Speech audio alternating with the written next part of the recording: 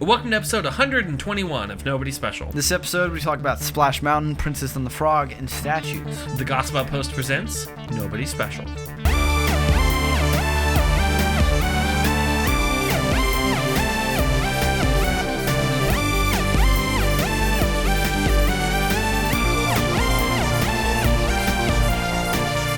Hey everyone, welcome to Nobody Special, two nobodies talking about the somebody who matters. I'm Danny, the host and flume of Nobody Special. And I'm Caleb, you're the host of Nobody Special. This is a podcast where two generations of people talk about God, pop culture, politics, and everything in between, all while not taking any of it too seriously. Well, Caleb, for the past few episodes, and the audience doesn't know this, but we've been building to something. Building to something? Building to something. What have we been building to? Brick by brick. Brick by brick? As we've prepared to tape these episodes, we have pieced together. Very, very intentionally pieced together. While watching a show, I'm out of puns for a Lego. I'm out. I don't have any more. I actually only had the one, and I had to jazz the other one real fast. Yeah. No, we made it. We are very behind, but have been an episode at a time catching up on our good show, Lego Master. Lego Masters. Lego Masters. I don't know, actually. I think it's Masters, though. But it's singular Lego. That I did not know before starting that show. I think it's just like, yeah, Lego. Mm-hmm. Like, wait, if where I did have two pieces, what do I have? Legos. No, it's just Lego. See, it's like, I don't know if you know what a Lego. pierogi is. And Americans call them pierogies, but it's actually just pierogi. Is the singular pierogo? No, I think it's pierogi. Or pierogi. I don't know. It's a is it really Polish thing. I was making a goof. Is that not... Pierogi. Is that really what it is? Pierogi. No, yeah, like that. so yeah. I don't even know what a pierogi is. It's a Polish dish. What's in it? It's like a... Moving on. I don't know how to... Is it a dessert? Like, is it a dessert? No, it's a... What am I thinking of meal. that's a dessert? I don't know. A pierogi is like a little filled dough thingy. Filled with... It's almost like a wonton, except with like all sorts of things. You can have a dessert pierogi, or you can have just like all sorts of things: meat, cheese, eggplant, mushrooms. So Lego Masters, I have no idea. I have nothing to contribute to this at all. But I thought it was a great show. Mm-hmm. Our favorite people did not win. And I don't know That's all if right. it's They too made it early. in the top 3. They did. They really did. Boone and... No. Don't spoil it for I didn't them. say if they won or not. But... Anyways. They didn't. Like, they super didn't. No, it was a good show, though. I actually enjoyed the characters. The characters, they're actual people, but I enjoyed the actual people. I'd say probably my favorite part is our amount of massive headcanon that occurred in this show. Yes. That they didn't give us a ton of their backstories, but you and I, we filled it in. We definitely filled in their backstory by a lot. Some stuff we may not to be able to bring up on this podcast. Yeah, that's fine, though. No, it was good, though. It actually, I was kind of thinking about it a bit, just the creative aspects of that. And it was kind of cool to get this perspective of adults being creative and imaginative. Yeah.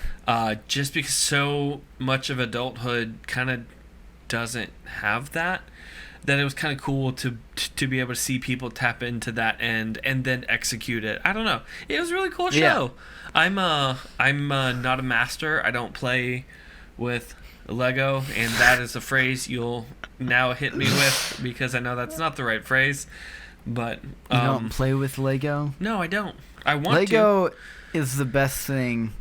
Legos. I'm just gonna say because that's what I say. Right. So Legos are the best thing. Best toy to have ever existed. What about cup If you want to fight me on that, then you can. But you're going to lose. I just need you to know that. Mm-hmm. Because I've been playing with Legos since... Wow. Like, I don't know. It's been a long time. That's all I know. What? What are you laughing at? Nothing. No. I'm just like. And I'm like not any proud number to that admit you it. give is still only half my age, and that's where I was thinking right now. And I'm not proud of it, but I kind of am proud of it. Yeah. I have Legos set up in my room still on display. I have. And they're pretty dope. I mean, they're Bilbo pretty cool. Baggins, Hobbit Hole, and I have. A lot of Lord of the Rings. Just Lord of the Rings. Lot literally, of Lord of the Rings it's just. in there. Yeah. I was trying to think if I had like any other things, but I was like, no, it's just Lord of the Rings. I mean, growing up, I always wanted that $300 castle, and every time close to birthday time, you're going into Target or any of that, I'd kind of go like, "Hey, Mom, isn't this kind of cool?"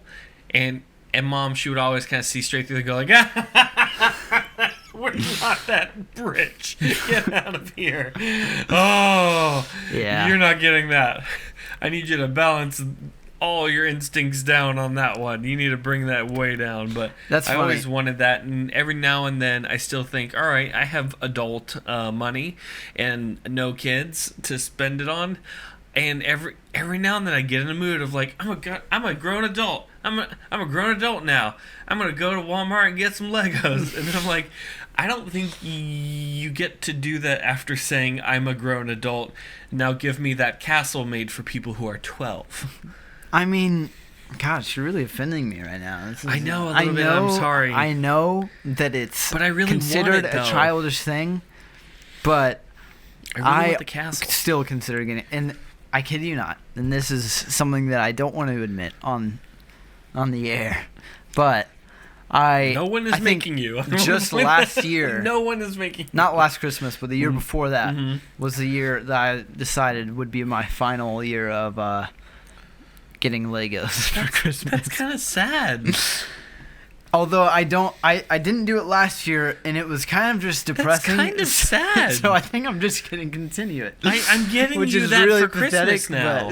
But, yeah. No, that's sad. I would appreciate it. That makes me a little sad. I'm gonna be honest. It's like it makes me sad too, dude. There's a death there that we're not talking about. Just like the death of creativity and imagination. I got the Tower of Orthanc, which is a tower in the Lord of the Rings, which is the one Saruman is, has domain over. Right. And, it's big. You've seen it. It's big. It's tall. And it costs, I think, around $400. Yeah. And, my parents would have never bought me that. And I saved up every freaking dime. And I bought it with my own money. When did you buy it? How old were you? I was probably like, maybe 12, 13, 14. You bought it at 14? Yeah. Okay, that makes way more sense. Like, now granted, that's a lot of saving up to do. How long did that take you to save up? I don't know, probably like a year. That's a lot of putting towards the Orthanc bank. The Orthanc bank. I mean that's. I think that my parents might have helped out $10 every month. a little bit. If it was $400, I would imagine they chipped. But not just out of. I think it was like close to my birthday or something. No, it wasn't. I take that back because I don't know when it was. But anyways. It was the only Arbor Day gift I've ever gotten. I remember it being hard work. Mom, you can text me and let me know. Because I know you're going to listen she's to going to straight up text back like, you only saved $30. You're welcome. And also, you were 17. Yeah, also, this was last year when you got it for Christmas. Well, no, that's sad. I'm not going to deconstruct the childhood quite yet. I don't know. Yeah. There's too much stuff going around that I'm just not prepared to give up some things. Hey, speaking of things being deconstructed, breaking news... You didn't hear it here first. Are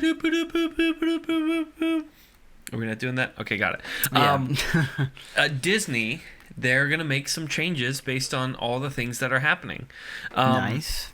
Splash Mountain, which is based on a movie they made like a long time ago called Song of the South, where you go through and it takes through a small kind of a path and then you fall down a log flume and get wet.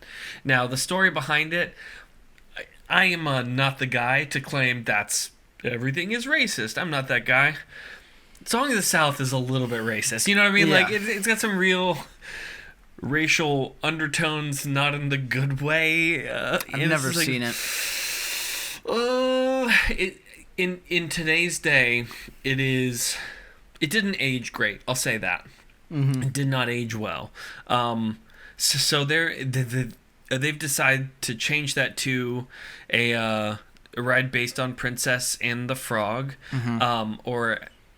that's a movie about the girl in Louisiana who becomes a princess but was poor and has talking animal friends. And that didn't she become a frog? I really can't remember. It was a long time ago. No, but I think the frog became a prince or something. I don't know. The whole thing, I have some controversial opinions on this movie that I will share now. No, we're going for it. All right. This is the plot of Aladdin. The whole thing is the plot of Aladdin. Is it? You start off poor. You kind of meet a mystical thing that promises things and then doesn't deliver. Even the bad guy in Princess in the Frog is Jafar. It's just not. He does really look like him, right? Yeah. It's this whole thing is just Aladdin. Now, granted, it was fine, and to its credit, it has the funniest thing I've ever seen in a Disney movie, and I stand by this. I still go to it if I need to be in a better mood, because it makes me really laugh every single time. Where the alligator, because all the animals are trying to be a part of a jazz band because it's Louisiana. Again, this is a really wild description of this movie. Yeah. It's not as bad as I'm making it sound. But the alligator wants to be a part of a jazz band on the bayou, so he jumps on board a boat, starts playing a trumpet, and then gives this kind of grin like, am I good? And then smash cut to a wide shot where the crocodile jumps off the boat, followed by just an arsenal of guns just shooting him. It is the funniest thing ever because it's so out of place for the whole movie. Yeah. And I was in a theater and I saw this and I was laughing way harder than anybody else in there because that's funny and I don't care who you are. It's hilarious. Yeah. It was the best thing ever. I've seen it. I can barely remember it. Yeah. But it's just kind of funny because I've never heard this movie brought up until, like, now. Right. Since it came out. Right. Which is kind of funny. Yeah. And, like, it did okay. Yeah. I remember it had cool enjoying music, it. by the way. I mean, people that enjoy jazz. Super great music. I mean, it was fantastic. I was just listening to some jazz today. It's like Legend of Zelda jazz remix, and it's just the greatest thing ever. Moving on. I'm going to need that. Hold on, we'll find that for later. No, so some people are upset that this is caving into PC cancel culture and all this kind of stuff. And I mean, I've been thinking about this all day because, you know, there's not a whole segment in here to talk about it, but there are some things I want to talk about. Like, first of all, you have to acknowledge the Song of the South was kind of a racist movie a little bit. It had some real racial undertones that, granted, got worse over time, but it didn't start out great either. What was it about? Some kid goes to his grandparents or something, and he learns lessons as told by Uncle Remus, who kind of plays the role of black spiritual mentor. There's not really another way to describe that. Right. And there's just some things in there that are just like, yeah, you can't do that now. Can't do that. I mean, there's a character who they named Tar Baby, which is a crazy offensive term, and it was then. That's kind of the thing. Yeah. That was not an okay term then. I'm not going back to say... I can only imagine what that means. Yeah. Now, granted, in this case, they had the Tar Baby to scare the other thing, and it was a doll they put in tar, which I guess is kind of tongue-in-cheek, but it's that kind of tongue-in-cheek that you kind of know the person has their tongue in their cheek. It's like, it's like, yeah, that's not okay. So you gotta kind of. I know cancel culture's out there. I know it's an actual thing, but we can't be so cautious of cancel culture that if a thing is actually racist, as in really this is racist, to go, well, cancel culture, we can't. No. This is fine, and also. No one cares about Splash Mountain. I'm going to just call it what it is. No one cares. No one knows about that movie. No one knows about that plot. No one understands any of those characters. And if they're scared that changing into Princess Frog... I saw a few people like, Splash Mountain. Oh, that's the last straw for me. I'm not going back to Disney. And I'm like, I've seen your feed. Yes, you are. Don't even pretend... Because they're Disney families, and Disney families are just going to keep going. And I've never been to Disney, but I've heard of Splash Mountain, but I keep on thinking of Space Mountain. Space Mountain, that one terrified me as a kid. It's not that one. That's the a roller coaster indoors in the dark. Oh, yeah. That's so much. I need to go to this Disney. Is the... Yes, you do. We will go soon when we're both awake and not just driving by it. Sorry about that one time. No, this is it kind of takes through a story and then it's a log flume and that's it. So so they are changing it. Is that in the water park or is that in like Magic Kingdom? One of them. What's in one of them? I don't know. Yeah. I just think, I mean, this isn't...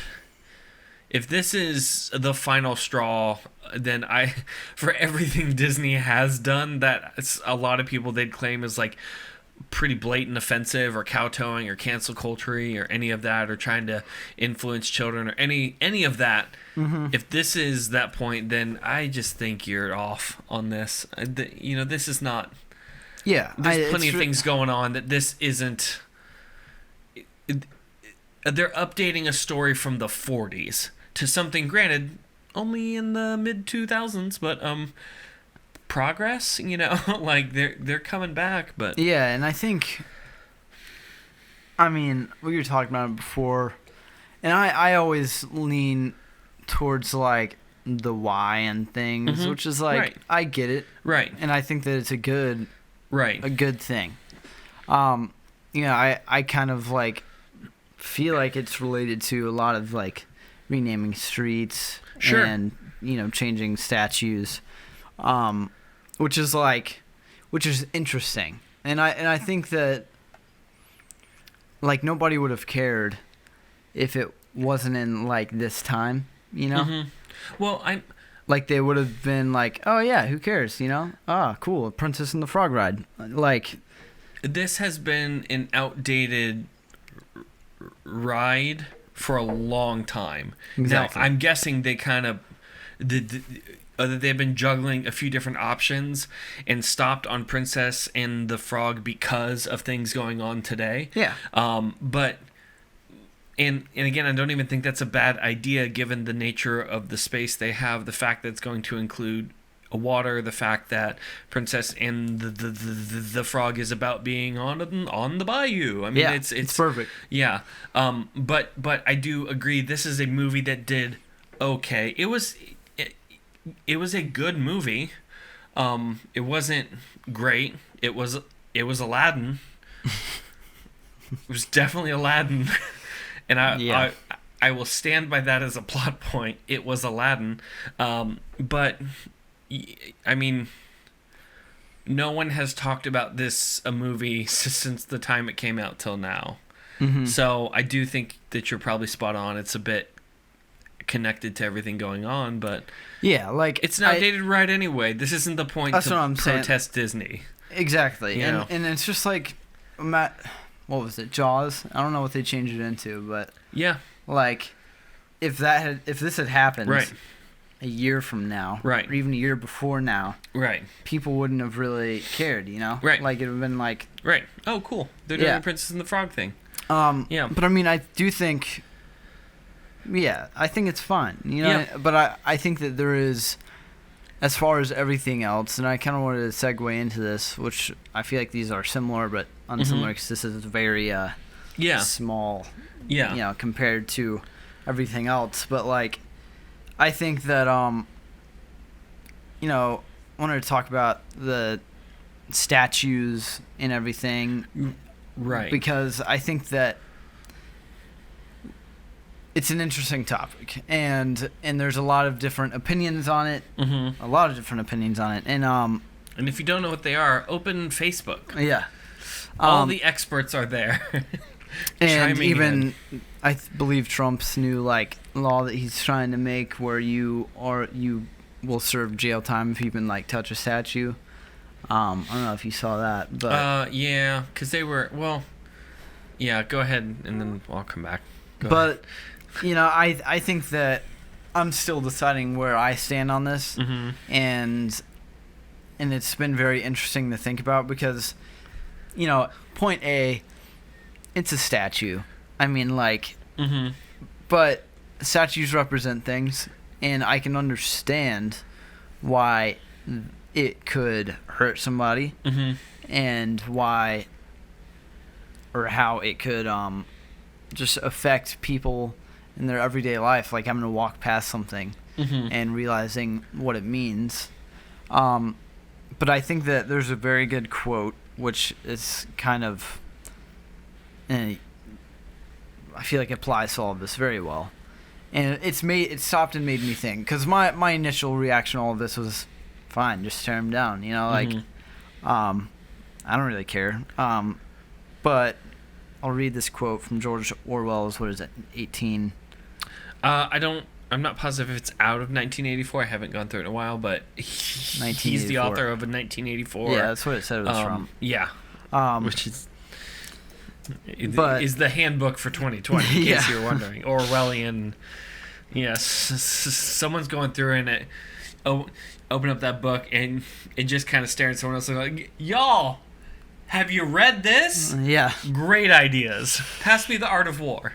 The Art of War. Go ahead. But yeah, it says, every record has been destroyed or falsified, every book rewritten, every picture has been repainted, every statue and street building has been renamed, every date has been altered, and the process is continuing day by day and minute by minute. History has stopped. Nothing exists except an endless present in which the party is always right. Yeah. Which is such an interesting thought. Mm-hmm. I never really viewed it that way, but is this the step towards just altering history to the point where there is no more history? So this isn't a step towards that. This is that. Mm-hmm. I mean, that's the thing. There's a strong pushback on this because of the standards that are being applied to take these down. Mm-hmm. I mean, people, they've toppled statues of George Washington because George owned slaves. They're needing to protect the Lincoln memorial because people are threatening to take it down. Mm-hmm. They're doing all these kinds of things, and because these are people that own slaves at a point. Now, I am not condoning the owning of slaves. Yeah. Slavery is horrible, especially American slavery is a blight on our on the upbringing of the country. It's a horrible aspect, and however, and I'm trying to be careful on that. Right. There's a common problem in trying to interpret the past through our modern day understanding. That Mm-hmm. I judge them by our current day standards, and people grow, people change. Knowledge grows and changes over time, and I need to carry them to the standard of that day to make these kind of judgments. And then, now granted, I don't also excuse their bad behavior, but I mean, Washington did own slaves. That's a common known fact, absolutely. He also did a ton of good to our country and spoke against slavery as an institution. Mm-hmm. Now, during that day, it was a common thing to own slaves. Right. And then to go, well, he owned slaves, therefore evil man, and tear down a statue is just a poor understanding of history and of applying standards that aren't applied during that time. Right. Yeah. And that is, it's a bad way to interpret text. It's a bad way to interpret history, and all these other things. And it's just become this. I'm tearing things down because of things I think to be true. I mean, there have even been a few statues that have been torn down of abolitionists.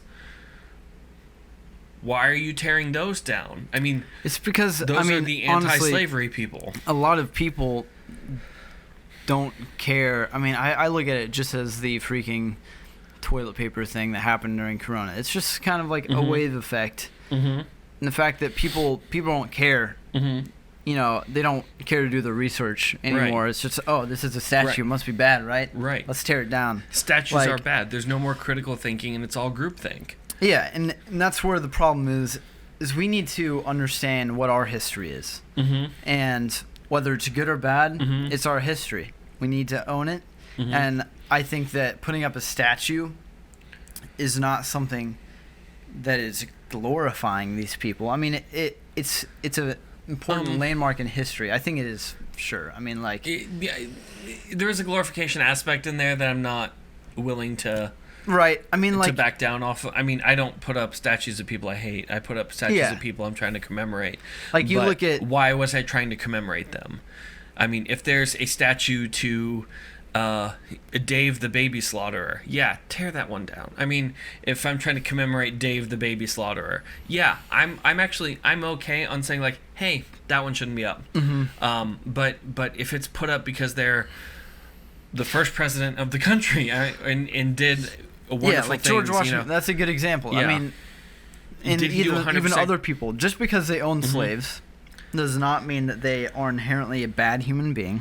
Like you said before, culture is different. Right. But I think even looking back in my own life, how am I supposed to become a better person if I can't learn from my mistakes?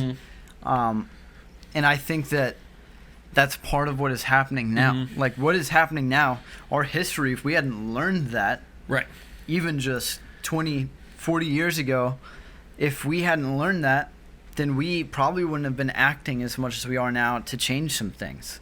Because we didn't understand what had happened before, what things were like for our brothers and sisters in the past. And if we didn't know that, then how would we change our ways? You know, and I think that that's where this is dangerous, is that when you take away those landmarks of things that happened in history, good or bad, like, I feel like we need those reminders. And like you said, statues can be glorifying, and I think that there are some that should be taken down and some that shouldn't be. Not all statues are, equal. And I think that that's an important thing to note. Like, what was I mean, I don't know what the one in Jacksonville is, in Hemming Park. That one was taken down, and it's supposed to be replaced with someone. I don't know, but it's a cool thing. Jacksonville has an odd history. Like Andrew Jackson. Yeah. I don't know how he made it on our money, but I don't think he should be there. Like, he was a president. He did some really horrifying things. Like, Trail of Tears was not a good thing. Having Spanish generals hung for aiding and abetting the Native Americans, not a super good thing. At all in any aiding and abetting. Like, it's not a capital offense, my dude. I mean, sure, he was a good general. Wasn't that what he did at first? He was good at being a general in that he would go. I mean, the hanging Spanish generals for aiding and abetting Native Americans. The oddest part of that story is, like, no one told him to go do that. He took, as a general, he said, like, I will go take care of the problem in Florida. Like, no one told him to go do that. He just went and did it. Like, I handled the Indian problem, and they're like, Andrew, no one... what? What'd you do? Hopefully nothing that could actually start a battle. Probably not. Well, we'll see what happens, But, like, in school, like, this is what I'm afraid of, is this is the first step to maybe not even teaching about some of these people in school. Like, that is terrifying to me. The moment we stop teaching what our history is, and I think statues is a way that we do that. I mean, I know growing up, doing like, going to Savannah, all these different places, and like St. Augustine, and looking at these statues, wondering who they are, and learning about who they are. Right. Ponce de Leon, like, right. Was he a perfect person? No. Well, but like, Eric Mason actually brought up a good point on a stream of his I caught, and Eric Mason, I don't agree on a ton, but I do. Who's Eric Mason? He's a pastor that authored the book Woke Church. Mm-hmm. It's a challenging book. It's small, but it's good. I'd pick it up. Right. I don't agree on everything in there, but I don't agree with everything I say anyway, so pick it up. It's a good book, and he's a man of God. I don't agree on his conclusions, but overall, pick up the book. So, but Mason kind of stated that a lot of our teaching is that these characters are just these moral caricatures.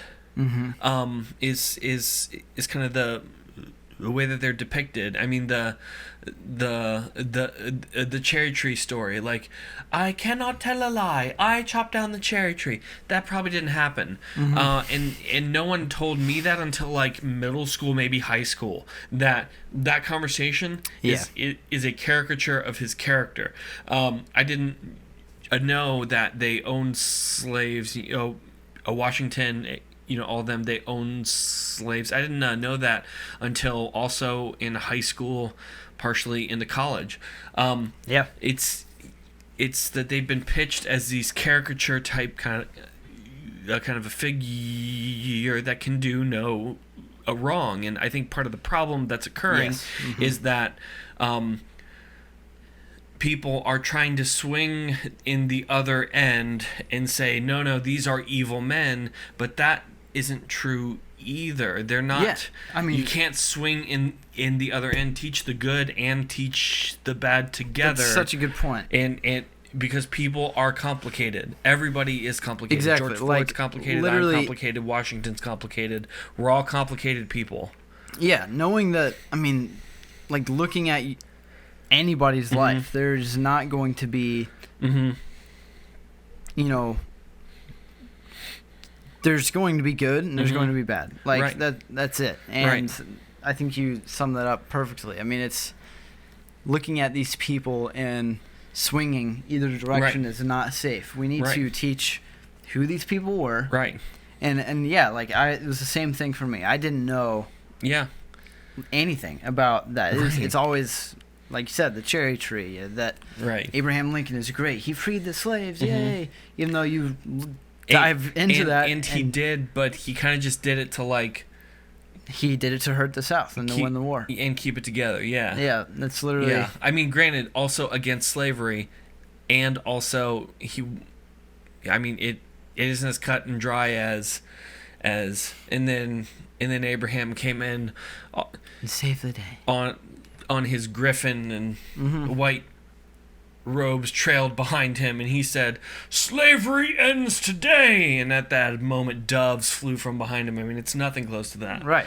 It was a complicated thing going on, and he made some good choices and some bad, and that's okay. And that's what we need to teach. And if we don't teach that, it's like, what are we doing? I mean, I think that it's crazy important, right? Because teaching everything about a person, right and wrong, is going to make them learn more, right? And I think become a better person, rather than just being like, oh, look how good they are. Well, and it'll give us grace towards people too, because if I understand that they're just as flawed as I am, then I can extend them grace to understand, like, hey, I have these flaws, that people have flaws, because if I put them up on this pedestal and just as high as possible, when they fall, the more it hurts.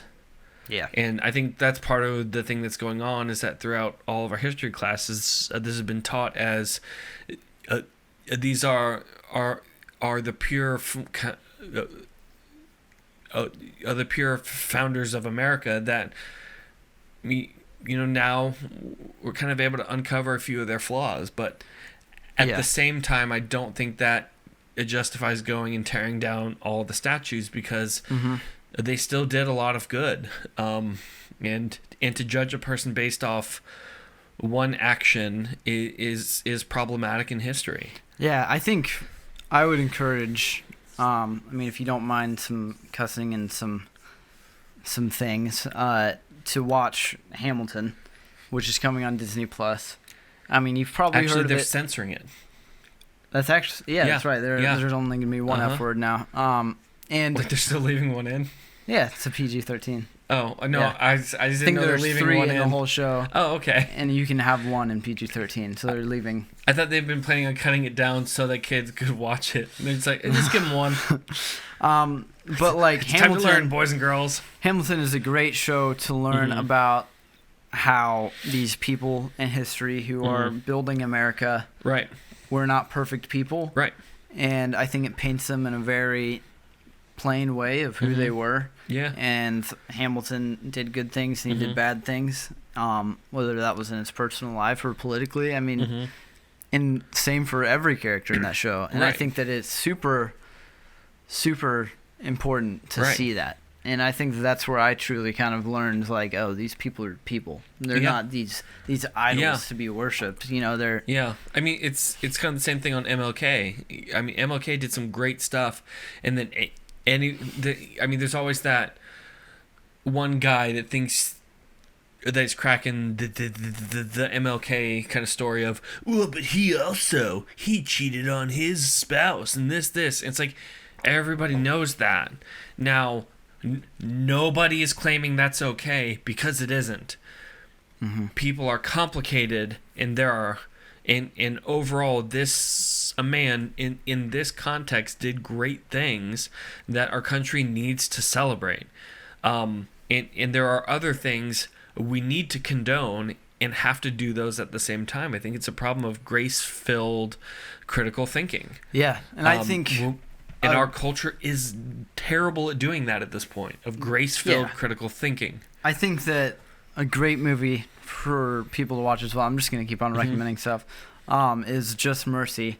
I'm a big fan, or just super interested, I wouldn't say fan, but interested in the judicial side of government. And this is that about... Michael B. Jordan? Yeah, Michael B. Jordan. Great actor. Phenomenal.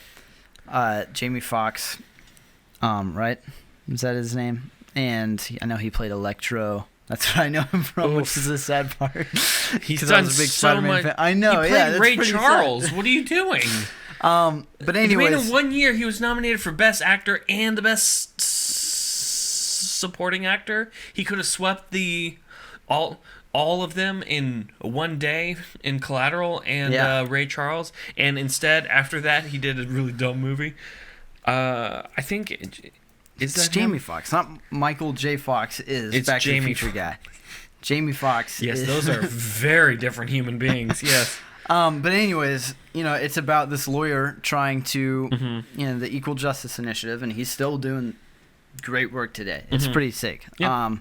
And it's about him trying to get these people off of death row who are wrongly put in there. And it's interesting to see. The reason I bring it up is like the person who he was trying to get off, who was innocent for what he was guilty for, like he was not a perfect human being as well. Like he cheated on his wife and the whole town knew. Right. But what's super, just opened my eyes was when his wife was like saying, what he did to me was wrong, but he wasn't put in there, he's innocent for this crime. Right. So I'm going to fight for him to get out. Right. And like, if we all had that mindset of knowing that we're all human and that our mistakes don't, shouldn't hold us down, I think that we should be, if we haven't learned from our mistakes, we need to learn. I think that is something that is definitely something that should happen. But this whole cancel culture thing is just completely backwards and counterproductive. Yeah. And I I hate it. Like, Yeah. I just can't stand it. Well, because they're canceling things that they're not thinking through. That's the entire problem is they aren't thinking through the ideas. It's just, I'm offended there, and because of that, I get to be judge, jury, and executioner to the whole thing. I get to just do that because I am offended or triggered or any other space that they're trying to say. The fact that we just let people do that, Right. too. Not let people, but, like, these big companies or, like, Hollywood. Right. How they're, like, anytime there's this accusation, they're like, they just drop them immediately. Right. And it's like, what the heck? Like, why are you contributing to that? You know? Well, I mean, that's the whole idea of I mean, it's coming back to bite them at this point too. I mean, people are calling it Jimmy Kimmel because he at a point did blackface and did anything on the Man Show, which I mean, I was a teenager as that came on, and it had girls jumping on trampolines, and even I said, like, this is uncomfortable. It was a very chauvinistic kind of a show, and all that's coming back to bite him at this point because people are saying, it's like, hey, he pretended to be, I think it was like Tupac on a Christmas album.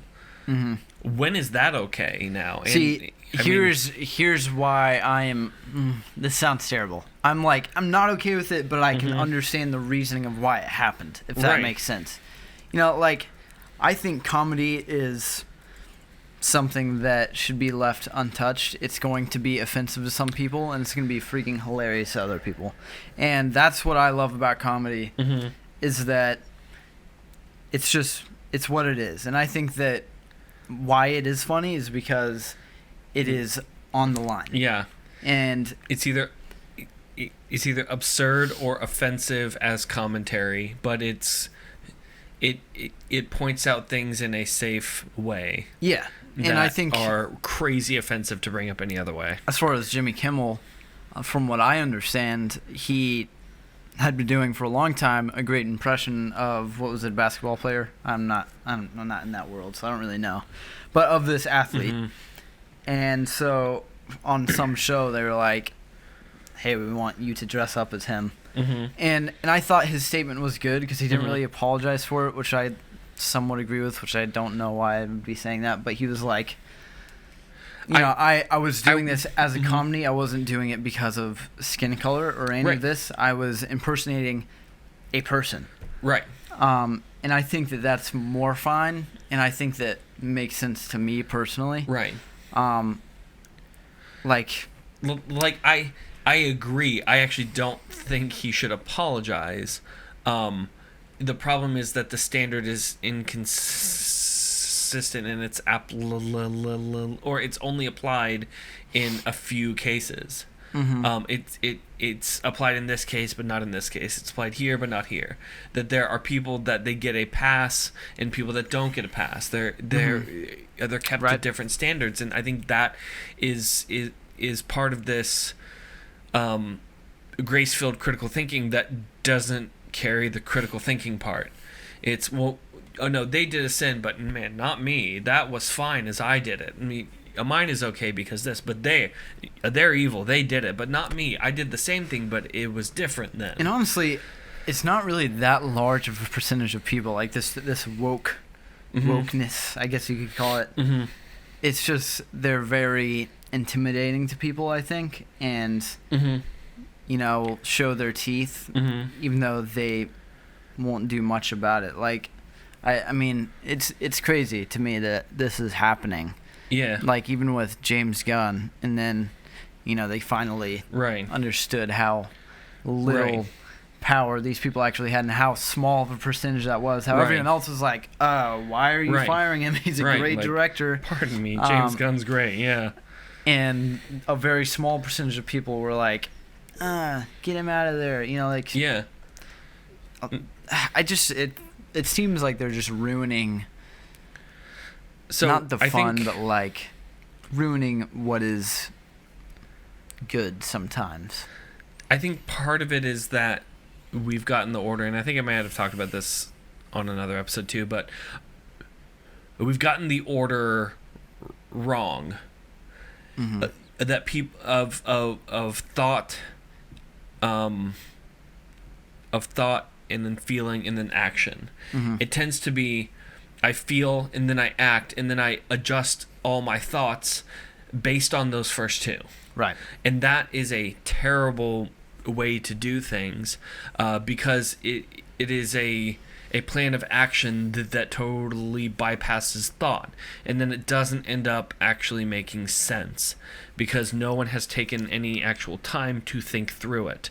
And even on trying to kind of get over a few of the problems in our country, we, at this point, personally, I don't think we're going to be able to do it because we can't even agree on the actual problem. Right. Because there are swaths of people that are bypassing thought. Right. And I know that the emotive aspect is important to actually come to our brothers and sisters in Christ and say, hey, I am also a mourning too, but to make a large sweeping change, we have to think critical or in a critical manner about the problem, Mm-hmm. and then that needs to fuel our passion. Is truth. It fuels our passion and pushes us to action. Mm-hmm. And I don't think any other order of that works. Yeah. I totally agree. It's based on truth and expressed in grace. It's that interplay that needs to occur that just isn't. And I think that's very problematic to our culture, is that everybody is guided by, oh, I'm offended. Okay, why are you offended? No, because that's offensive. That's not an explanation. That Yep. isn't anything. I can't do anything. I can't grow or improve. If I did offend a person and didn't intend to, I'm just canceled, instead of, hey, what can I do to come back together and maybe not be offensive? Or there are plenty of times that I need to be offended. I mean, the gospel is the most offensive thing out there. There's plenty of people at this point that are trying to actually, and one of them just got pounded on Twitter the other day because they tried to create this gospel that anybody could think anything, could do anything, could feel anything, and that anything other than that is kind of discrimination. Yeah. I mean, they tried to say or trying to convert people to the faith is an act of aggression and an act of violence. And I'm like, that's not what any of those words mean at all.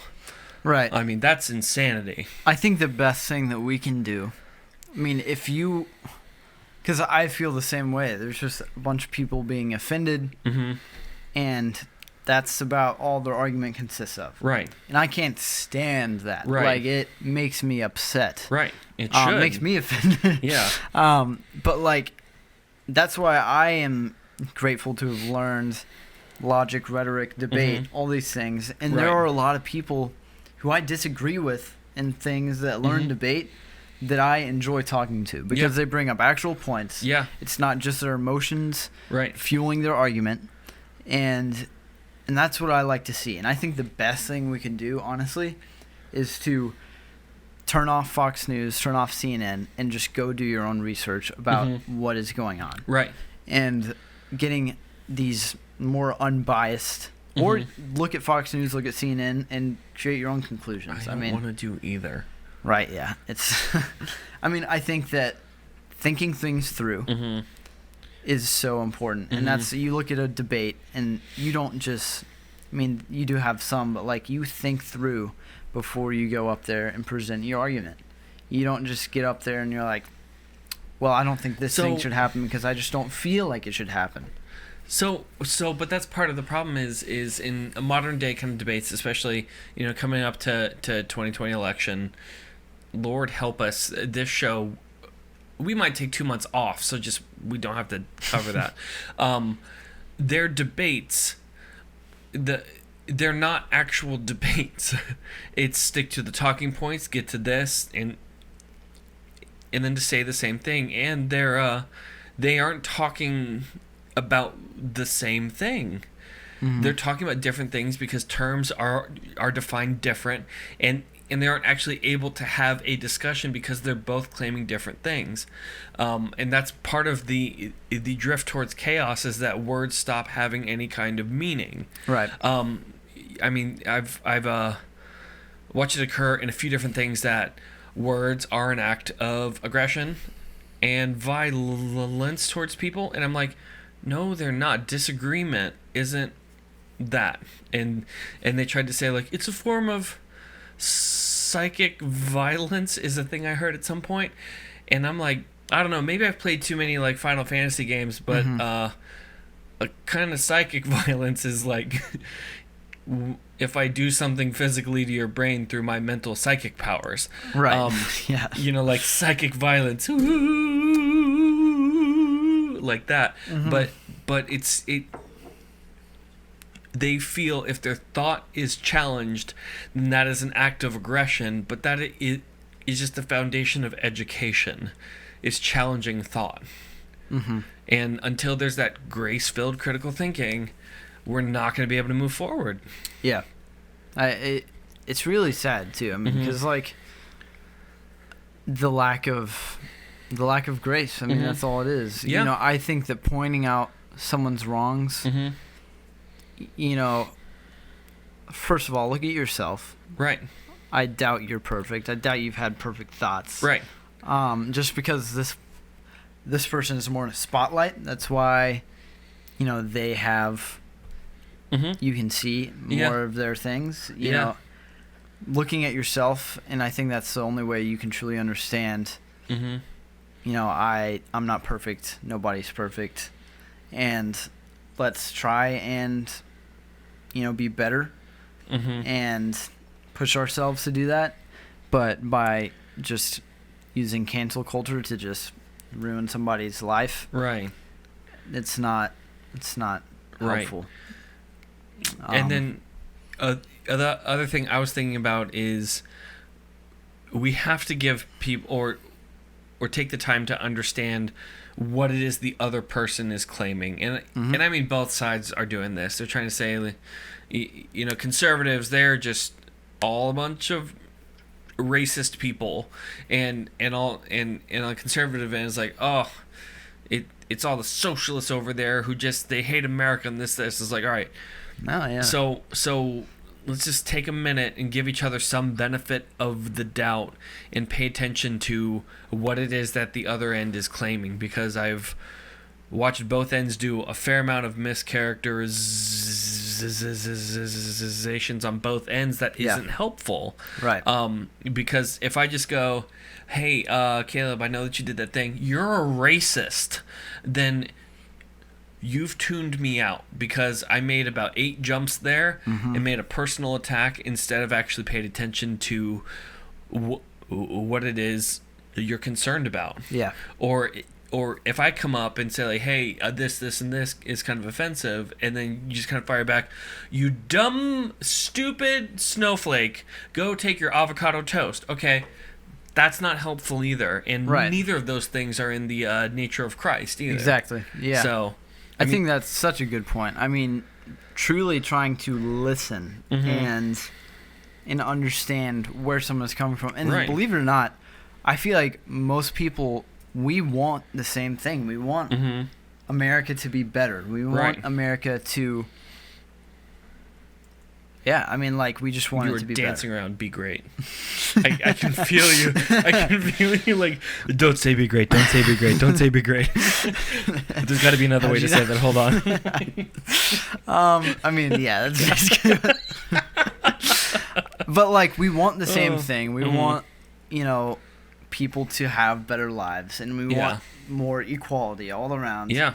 And I have not met one person that goes, equality is a bad thing.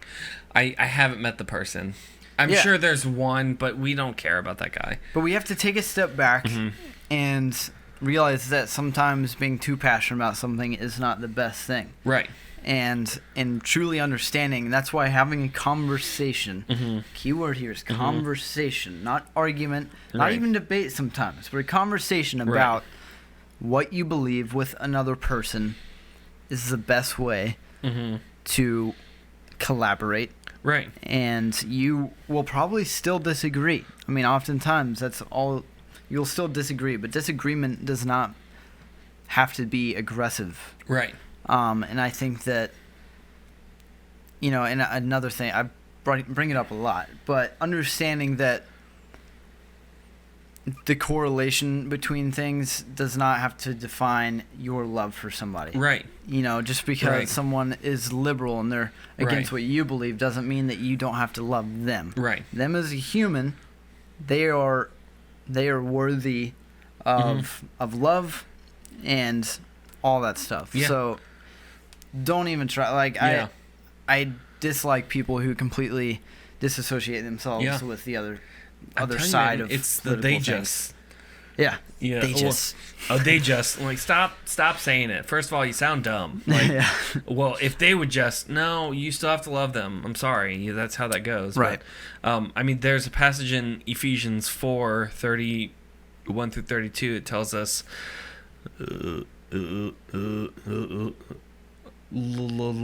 it's up. Sorry, I see you scrolling, my bad. Let all bitterness and wrath and anger and clamor and slander be put away from you, along with all malice. Be kind to one another, tenderhearted, forgiving one another as God in Christ forgave you.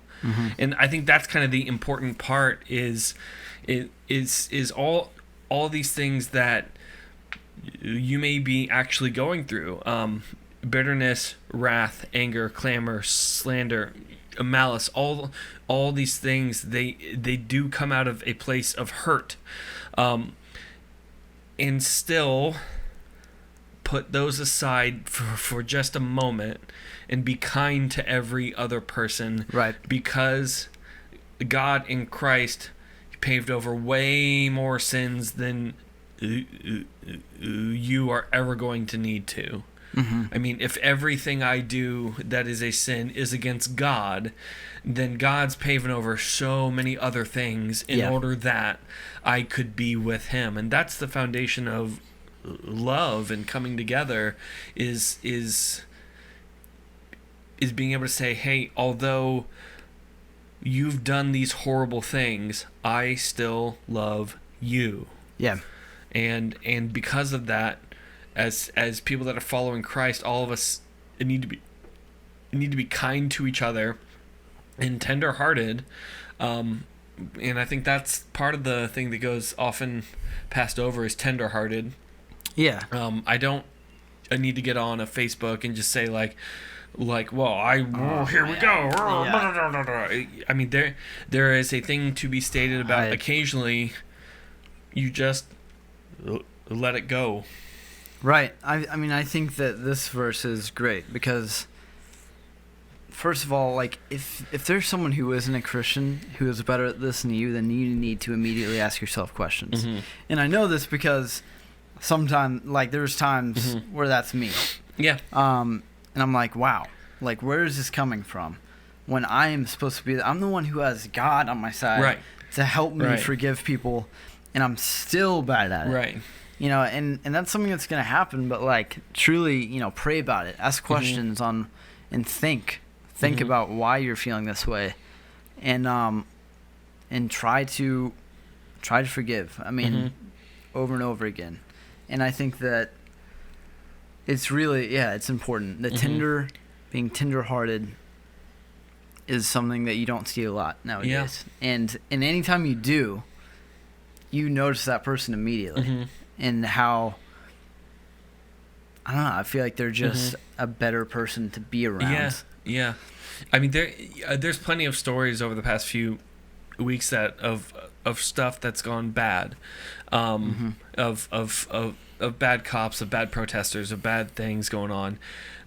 Every now and then, and you got to be paying attention to it, a story peeks through that is a kind of eye-opening story, and I'm thinking of a few of the officers. Actually, a guy in Minneapolis, he was a African American cop who, or off duty, that came out in order to protect businesses, protect people, keep them protected, and care about the community, because he was kind of wanting to not have his community torn apart. Now, granted, the guy died, but still, the guy died going, it's like, I care enough about this in order to go out there and protect it myself. Mm-hmm. And there's a strength to being tenderhearted that I think people miss.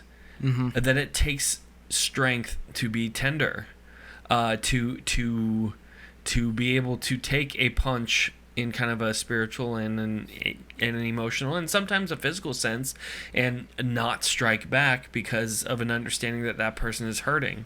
It isn't tender to go and complain about everything and just try and kind of destroy everything because I'm upset. Like, okay, Mm-hmm. people get upset and angry, and I'm not trying to take that out, because that does need to be actually talked about and handled and all that. But it's important that all of us, in order to come together, to be kind to each other, to be tender, and give grace to each other.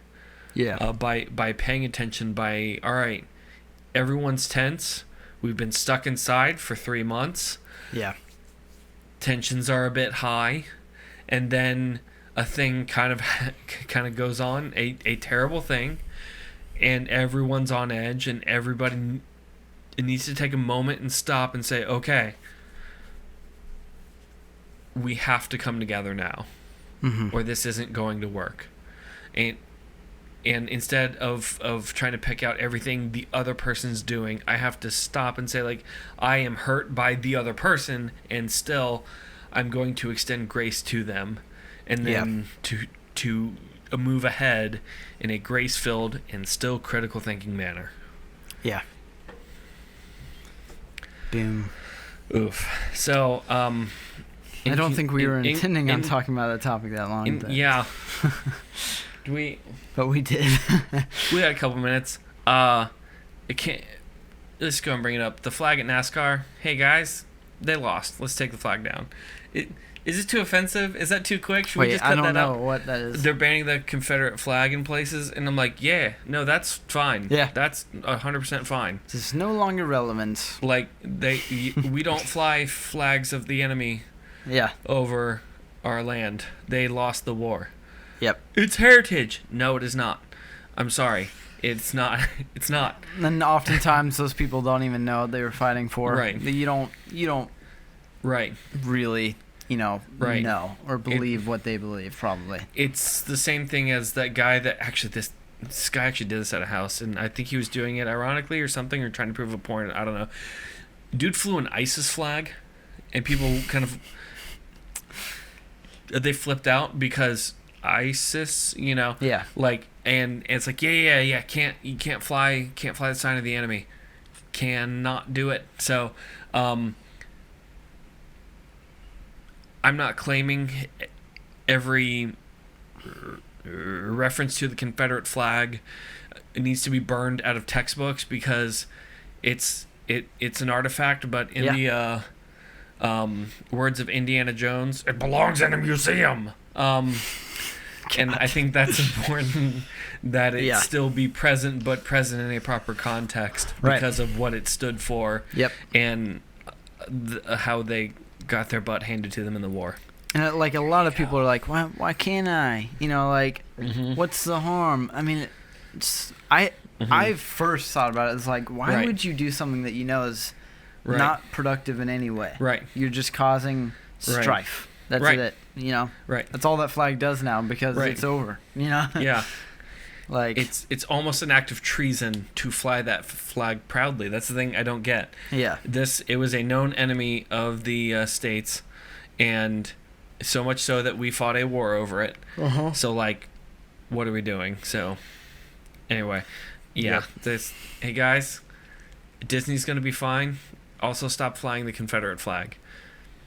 I don't know why those are offensive. Yeah. If our download numbers go down next week, my bad. Yeah. That's not an apology, but like, my bad. Yeah. So yeah. Hey. Hey, Caleb. Hey, where Caleb. can they find us? What if they want us to talk about something else? Where could they You give can find us on suggestions for topics? Go to thegospelpost.com/nobodyspecial. You can say hello, or you can just ask questions. We love answering questions. Or you can do that through direct messaging at Nobody Special Podcast on Instagram and Facebook. And, you can follow us there if you want to see, kind of our feed. And then also on YouTube, you can comment there. And yeah, and for people that tune into the YouTube, things are very helpful on us all around. Go back to any place that the podcast is being pulled up: iTunes, Spotify, Google, Stitcher. Oddly popular for our crowd. Hey, what up, my Stitcher people? But give it a thumbs up, 5 stars. Put some words down. Yeah. Say how we saved your or how we pulled you out of that burning car or something. I don't know. Just put something down and say something positive. That would be really helpful for us. We pulled them really out. Fishing there something specific. Those would be hilarious reviews to read. It's like, this podcast pulled me out of a burning car in the summer of 1996. Like that, I would so enjoy reading that. That would make my weird little day to check that out. So yeah. And then on a YouTube, the common hit all the buttons. There's a lot of them on YouTube, and they all help us out. Except for the dislike. Except the dislike one.